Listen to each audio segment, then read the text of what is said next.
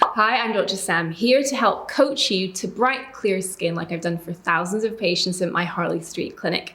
Now today, I want to share with you the 6 reasons I think a face mask belongs in your skincare routine. Now, I will admit that the whole rise of the face mask over the last year in particular has caused me quite a lot of reflection because from personal experience, growing up, a face mask was part of the beauty folklore that was passed down alongside the Aapri facial scrub, maybe use St. Ives, and the Clinique 3-step routine. I have vivid memories of messy kaolin-based masks, those kind of clay ones, designed in my mind to solve, an oily T-zone and breakouts. Now, I really do think that is really the wrong approach to how we should think of face masks, because I think that the business of solving problems is the work of our everyday skincare routine.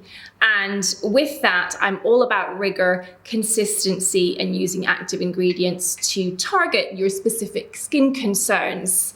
But I will admit that that is devoid of luxury and pleasure in a lot of instances. So let me share with you the 6 reasons I think a face mask does belong in your routine.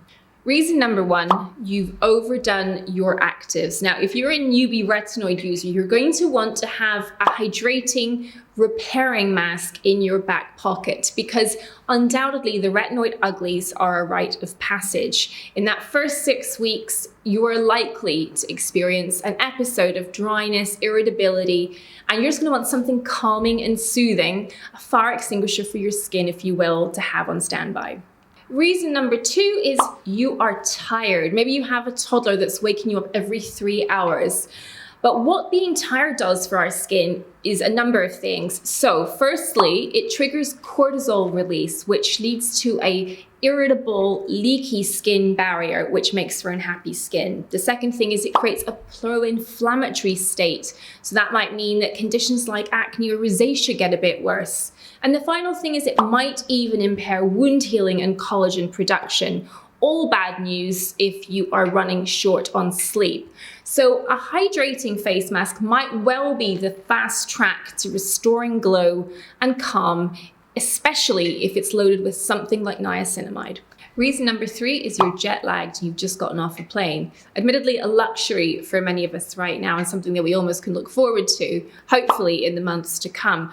But there is a combination of sleep deprivation and low humidity in the air cabin that really does render skin very vulnerable during air travel, so that when you arrive on the other side, things are often dry, irritable, and you've possibly broken out as well. So a barrier restoring mask with ceramides or niacinamide again will be just the thing to soothe tired, frazzled skin in this instance.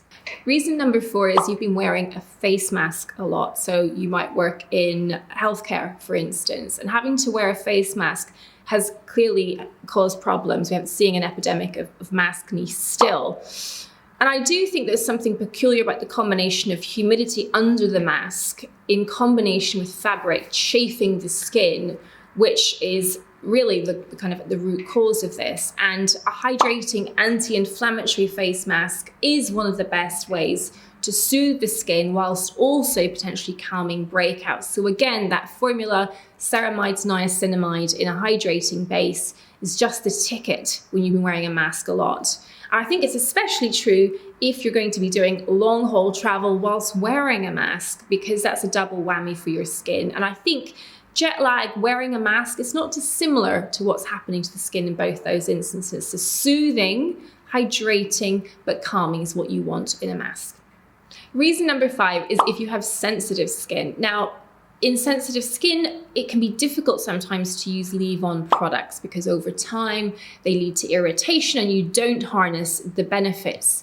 But in a mask, you're essentially applying a product in short contact, meaning you apply it for 10 to 15 minutes and you're wiping it away. Now that might well be enough of an active ingredient delivery system to give you a little bit of the upside without the irritation and downside. Now, the final one is perhaps the most predictable one. You fancy a bit of self-care. And I really do think that there is no better way to wind down, switch off, calm the overwhelm in the mind with a mask and a hot bath. And there's something about the steam in the hot bath that helps drive the mask to penetrate more deeply. You're already getting a slightly occlusive effect because masks by nature tend to be thicker, more occlusive products. But this is another way to amp up the benefits. So whack some great music on your Alexa, get a candle going and dim the lighting, and take care of yourself for 15 or 20 minutes. At the end of the day, I love the idea of a mask and its pampering, luxuriant properties.